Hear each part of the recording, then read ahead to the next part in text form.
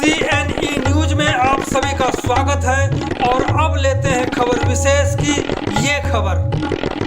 भाजपा के प्रदेश अध्यक्ष जतिंदर पाल मल्होत्रा और भाजपा के ही पार्षद सौरभ जोशी ने चंडीगढ़ की जनता को लूटने पीटने से बचा दिया। आज चंडीगढ़ नगर निगम हाउस की बैठक हो रही थी, तभी इसमें चोको फ्लेवर का एक केक नुमा एजेंडा कटने ही वाला था कि भाजपा पार्षद सौरभ जोशी आड़े आ गए। जानकार बताते हैं कि भाजपा के प्रदेश अध्यक्ष मल्होत्रा ने एक दिन पहले ही प्री हाउस की बैठक में चलाया था डंडा, इसलिए आज धाराशायी हो गया वेस्ट मैनेजमेंट का एजेंडा। क्योंकि आज हाउस में सौरभ जोशी ने सभी पार्षदों को साथ मिलाकर गाड़ दिया था अपना झंडा, तो फुर्र हो गई वो मुर्गी जो देने वाली थी सोने का अंडा। इसी को लेकर हमने बात की पार्षद सौरभ जोशी से, तो उन्होंने जो बताया आपके पैरों तले जमीन खिसक जाएगी। आज हम बात करेंगे पार्षद सौरभ जोशी से, जो भाजपा के पार्षद हैं, और नगर निगम हाउस की मीटिंग चल रही थी अभी, और इसमें एक बवेला मचते मचते रह गया, क्योंकि शहर की जनता को भुगतना था, जो आज आपने बचा लिया। लेकिन सबसे बड़ी बात जो सौरभ जोशी जी है कि जो वेस्ट मैनेजमेंट को लेकर के जो आपने जो एजेंडा था उसको रिजेक्ट करा दिया। लेकिन उस टाइम जब आप बात कर रहे थे तो काफ़ी एग्रेसिव भी थे, लेकिन जनता की जो दुखती नब्ज थी उसको भी आप टटोल रहे थे। क्या इसमें जो आपने कहा कि मुझे किसी का डर नहीं लगता, क्या इस एजेंडे को लेकर के किसी ने डराने की भी कोशिश करी थी क्या? मधुकर जी, मैं पहले तो आपके CNE न्यूज़ का धन्यवाद करना चाहता हूँ, क्योंकि मैं तकरीबन पिछले 1 महीने से मैं आपको वॉच कर रहा था, जिसको न्यूज़ को आपने चलाया जी। खासकर आपने कल एक न्यूज़ चलाई थी, केक कटेगा केक तो सब में बटेगा लेकिन कुछ लोगों में बटेगा, ये सबसे बड़ी खासियत थी इस केक की। उससे मैं आहत हुआ था, मैं बहुत आहत हुआ था, क्योंकि आप जिस केक की बात कर रहे हैं वो शहर की जनता भी समझती थी और सौरभ ने भी समझा कि चंडीगढ़ कॉरपोरेशन में जो सॉलिड वेस्ट मैनेजमेंट का जो एजेंडा आ रहा है करोड़ों का, उसमें कहीं ना कहीं घपले की बू आ रही थी। तो मैंने सोचा रात भर जब आपका मैं इंटरव्यू देखा कि ऐसा इसमें क्या है। फिर एजेंडा जब आया, आप यकीन मानेंगे मैंने सारी रात इस एजेंडे को पढ़ा, तकरीबन 300-400 पेज थे। और जब पढ़ा तो दुख हुआ मुझे कि 2 साल पहले जब इस एजेंडा को यहाँ से पास कराया गया था, तब भी मैंने ही इसको सबसे ज़्यादा मैंने डाइसेंट नोट और अपना रिएक्शन दिया था। लेकिन एक तरफ जब ध्यान आता है कि हर चीज़ में हम डाइसेंट नहीं दे सकते, हमें लगता है कि टेक्नोलॉजी को लेके हम अपनी बात कह सकते हैं, लेकिन किसी कंपनी को कौन सी आएगी उस पर हम विषय नहीं रख सकते हैं। उस समय कोई कंपनी नहीं आई थी जी। उस समय टेक्नोलॉजी की बात हुई थी।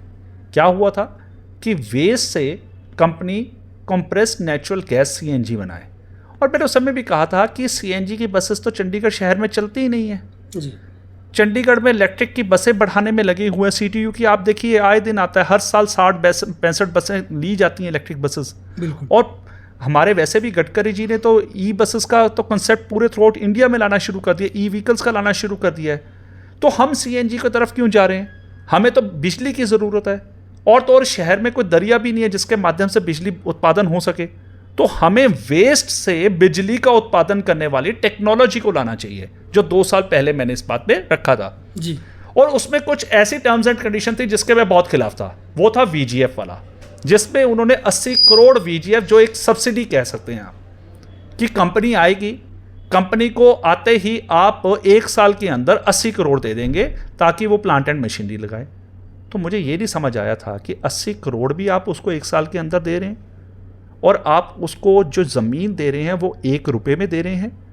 तो आप चंडीगढ़ की जनता के लिए काम करना चाहते हैं या आप किसी कंपनी के लिए करना चाहते हैं? उस समय भी मैंने प्रश्न उठाया था। लेकिन अब जब मैंने ये एजेंडा पढ़ा तो मुझे पुरानी पिक्चर का ध्यान आना शुरू हो गया। आज आपने नोटिस किया होगा, जो मैं पुरानी एक किताब लेकर आया था। बिल्कुल, मैंने देखा कई पेजेस आपने उसमें दिखाए। बिल्कुल, जिसमें बहुत प्यारे प्यारे सपने दिखाए गए। 2 साल पहले यहाँ एजेंडा जब पास कराना था कि 2023-24 तक ऐसे हो जाएगा, सारा कूड़े का पहाड़ ख़त्म हो जाएंगे, बायो रेमेडिएशन का हम अलग चला रहे हैं, हम सारे अलग अलग विभिन्न प्लांट चला रहे हैं।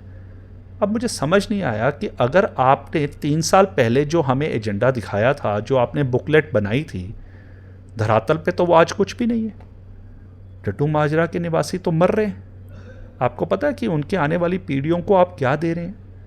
वो कूड़े का पहाड़ में जब बारिश का पानी पड़ता है ना जी, वो पानी जब तैरता हुआ विषैले जो हमारा गंध में से निकलता हुआ जब ज़मीन में, धरती माँ में जाता है, उसको लीचेट कहा जाता है। वो इतना विषैला होता है कि वो आसपास में जो भी बोरिंग का पानी निकलेगा, जहर निकलेगा। आप कभी देखिए वहाँ पर जो आज की पीढ़ी को वहाँ पे स्किन डिजीज़ हो रही हैं। आपने सोचा है कि उनके आने वाली जो नस्लें हैं कितनी ख़राब हो जाएंगी? अब ये नस्लें तो अभी भी ख़राब हो रही हैं वहाँ पे। बिल्कुल आप सही कह रहे हैं, लेकिन हमें इस बात का ध्यान देना था कि जो कूड़े का ढेर और जो वहाँ प्लांट है वो कोई ऐसा ना लग जाए जिससे आने वाली नस्लें नहीं बल्कि चंडीगढ़ की नस्ल ना ख़राब हो जाए। इसलिए आज हमने जब ये देखा एजेंडे में कि एक हिंदुस्तान करके एक कंपनी है जिसने लोएस्ट बिड डाली, हिंदुस्तान वेस्ट मैनेजमेंट, उसने 5,000 से 50 रुपया कम यानी कि 4950 रुपये का 1 टन का कूड़े का दिन का पर डे का उठाने का अपनी बिड दी और जो सक्सेसफुल बिडर माना गया। आप यकीन मानेंगे अब उस समय के जो अफसर थे वो बदल गए, जैसे हमारे एडवाइज़र साहब बदल गए, लोकल सेक्रेटरी गवर्नमेंट बदल गए, हमारे फाइनेंस सेक्रेटरी बदल गए, हमारे कमिश्नर चीफ इंजीनियर सब बदल गए। अब जब ये नए अफसर आए तो उनको लगा कि भैया ये तो सिर्फ गीला और सूखा ले रहा है, ना ये हॉर्टिकल्चर वेस्ट ले रहा है, ना ये CND वेस्ट ले रहा है, ना मंदिरों में चढ़ने वाला फूलों वाला वेस्ट ले रहा है, ना वो सैनिटरी पैड्स का ले रहा है, ना ही इलेक्ट्रिकल हैजार्डस वेस्ट ले रहा है। तो उन्होंने पूछा ये ले क्या रहा है? कहते जी गीला और सूखा।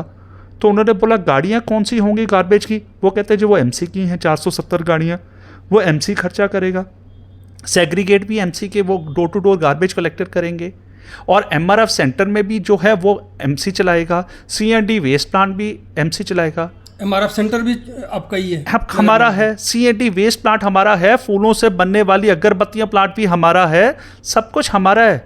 और तो और आपको बताता हूँ हॉर्टिकल्चर का वेस्ट प्लांट हमारा ऑलमोस्ट रेडी है 3 VRD में, जिसमें 100 टन का बनने वाला है जी। तो इसको 4950 रुपया 1 दिन का 1 टन का आपने देना था और हमने इससे कमिटमेंट कर दी कि हम तुझे 550 टन पर डे देंगे कूड़ा। हाँ जी। अब 5000 से आप 550 को गुना करें तो आपको करोड़ों में संख्या निकल आएगी एक दिन का। अब इस कंपनी ने क्या किया, जब अफसरों को, नए अफसरों को लगा कि ये गलत है, ये ज़्यादा है, तो आप यकीन मानेंगे वो 1500 रुपये सीधा नीचे आ गया। आज हमारे उसमें 3700 लिखा है, लेकिन हमें बात आ चुकी थी वो 3500 में रेडी हो जाएगा। मतलब जो 4950 रुपये में प्रति टन निस्तारण था वो नीचे उतर के वो 3700 प्रति टन पर डे के हिसाब से निस्तारण कर रहा है। 3700 नहीं 3500, हमें तो आज सुबह ही पता लग गया था वो 3500 में तैयार हो गया जी। हाउस में जब आने के साथ ही 3500 हो जाना था मेरे ख्याल से। बिल्कुल। और 1500 रुपया कोई कंपनी जो बिजनेस करती हो 1 टन का, तो इसका मतलब 550 को 1500 जब मैंने गुना किया तो 28 लाख रुपया एक दिन का निकला। तो 30 से जब मैंने गुना किया तो ये करोड़ों में निकल आया, और जब मैंने 1 साल से गुना किया तो ये 100 करोड़ 90 करोड़ तक निकल आया, और जब मैंने इसको 15-17 साल के लिए जो इसको हमने देना है तो वो कई 100 करोड़ में निकल आया, 550-600 करोड़ तक निकल आया। आप बताएं क्या कोई बिजनेसमैन, कोई कंपनी 550 करोड़ का घाटा खाएगी? तो इसमें इसका मतलब इसमें कुछ ना कुछ बू आ रही थी। जब ये चर्चा मैंने रखी अपने पार्षदों के पास, सारे जो हमारे सदन में रखी, नगर निगम के सभी पार्टी के पार्षद सारे, और सबसे मैं सबका धन्यवाद करता हूं कि आज किसी ने भी इसको पॉलिटिकल मुद्दा नहीं बनने दिया। जैसे आपने मुद्दा को चलाया वो था, सब देख रहे थे, तो सब ने एक मत होकर कहा कि हम ये एजेंडा रिजेक्ट करते हैं, ना ये कंपनी चाहिए और ना ही ये जो वेस्ट टू CNG बन रही है ये कंसेप्ट चाहिए, हमें वेस्ट टू एनर्जी चाहिए। वो वाले कंसेप्ट पे आप बात करवाएं तो हम इस एजेंडे को पास करेंगे। तो आज चंडीगढ़ की जनता को बता देता हूं, जो पिछले तकरीबन 1 हफ्ते से आप जो खबरों में देख रहे थे कि यहाँ पर केक कटेगा बटेगा, ना तो कोई केक कटेगा ना ही कोई केक बटेगा। सिर्फ चंडीगढ़ की जनता का पैसे का एक एक मोल का हम ध्यान रखने के लिए यहाँ बैठे हैं और कोई भी घपला हम नहीं होने देंगे। जैसे आपने कहा कि 550 टन पर डे तो 550 टन तो पर डे का कूड़ा भी नहीं है मेरे ख्याल से। हाँ जी, वो मैंने, अब मैं चर्चा लंबी हो जाएगी तो मैंने रखा नहीं, वो तो सदन में आपने सुना जनता को जानना चाहिए कि क्या है। अगर आप कहते हैं तो मैं बता देता हूँ जी। अब इसमें एक और घपला निकल के आया कि इसमें एक क्लॉज दिया हुआ था 17 पॉइंट समथिंग में। उसमें कहा था कि हम आपसे कमिटमेंट करेंगे कि हम आपको 550 टन डेली का कूड़ा देंगे ही देंगे। और आप यकीन मानेंगे कूड़ा कितना निकल रहा है एक्चुअल, वो इनकी रिपोर्ट आई है हमारे अफसरों की, वो 490 बता रहे हैं। कहते हैं 60 करोड़ जो है, 60 टन जो है पर डे, वो सिर्फ और सिर्फ हॉर्टिकल्चर का है जी। अब मैं आपको अंदर की बात बता रहा हूँ, वो 60 नहीं है, 100 से ऊपर है और तकरीबन 390 से ज़्यादा है ही नहीं है।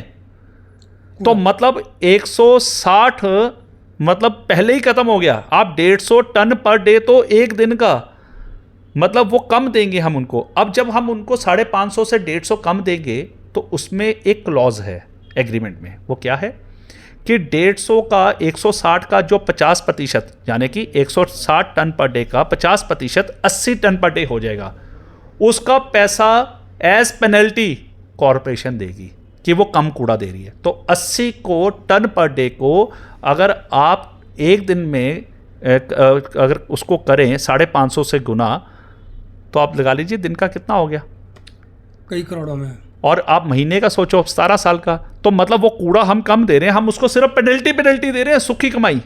कूड़ा कम करोड़ों दे रहे हैं, पेनल्टी दे रहे हैं, हम दे रहे हैं, कॉर्पोरेशन दे रही है।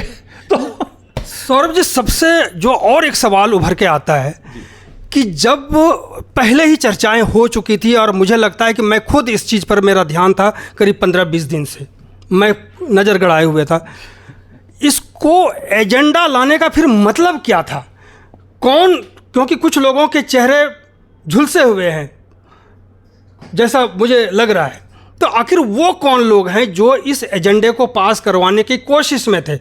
और हमें लगता है कि इसमें धन्यवाद करने लायक बात जो है भाजपा के जो आपके प्रधान हैं जतिंदर पाल मल्होत्रा जी, जिन्होंने प्री मीटिंग, जो प्री हाउस की मीटिंग हुई इनकी, शायद उसमें ये इस बात की चर्चा हुई और जतिंदर पाल मल्होत्रा को, शहर की जनता को का जो है को धन्यवाद करना चाहिए, जिन्होंने आपको शायद प्रोत्साहित उत्साहित किया होगा ताकि तकनीकी तौर पे सबको बताएं और इसको रिजेक्ट करवाएं। देखिए, मैं बड़ा क्लियरली आपके माध्यम से बताना चाहता हूं कि हम हैं भारतीय जनता पार्टी के पार्षद, और ये बात बिल्कुल सही है।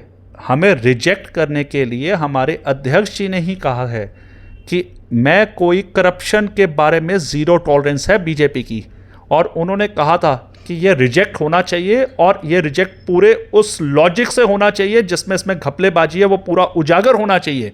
तो ये आप सही कह रहे हैं कि चंडीगढ़ की जनता को आज अगर धन्यवाद करना चाहिए तो हमारे चंडीगढ़ प्रदेश अध्यक्ष जतिंदर पाल मल्होत्रा जी का करना चाहिए, और साथ साथ हमारी चंडीगढ़ की मेयर बबला जी का भी करना चाहिए। तो यानी कि आप ये कहना चाह रहे हैं कि जतिंदर पाल मल्होत्रा जो भाजपा के प्रदेश अध्यक्ष हैं, उनका चला डंडा तो धराशायी हो गया आज वेस्ट मैनेजमेंट का एजेंडा, ये कह सकते हैं। देखिए, उनका डंडा नहीं चला, वो तो हम प्री हाउस मीटिंग होती है वहीं डिसाइड होता है, और जो हमें डायरेक्शन पार्टी से मिलती है हम उसको फॉलो करते हैं। हमें ये इंस्ट्रक्शंस मिली थी कि इसको रिजेक्ट करना है, और हमें खुशी है कि हमने हमारे अध्यक्ष जी का जो आज्ञा थी हमने उसका पालन किया है। मान लीजिए अगर केक कट भी जाता तो बटता किस किस में, ये भी थोड़ा सा अगर आप बता दें तो। नहीं जी, इसके बारे में मैं कोई कमेंट नहीं करना चाहता हूँ, ना मुझे जानकारी है इसके बारे में।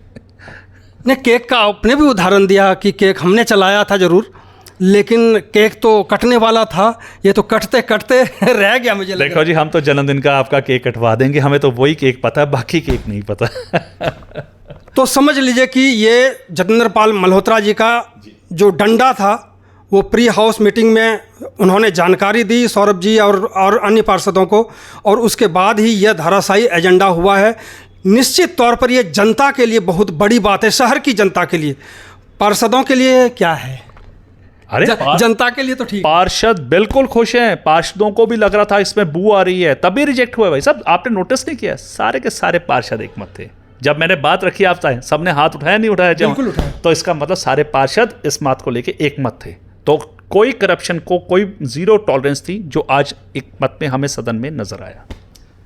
तो वेस्ट मैनेजमेंट का एजेंडा जो है आज रिजेक्ट हो गया, परफेक्ट बातचीत हुई, और जो निकल के आया उस पर एक्ट भी हुआ। बहुत बहुत धन्यवाद। आपका भी बहुत बहुत धन्यवाद। धन्यवाद मधुकर जी। CNE न्यूज के साथ बने रहने के लिए आप सभी का बहुत बहुत धन्यवाद।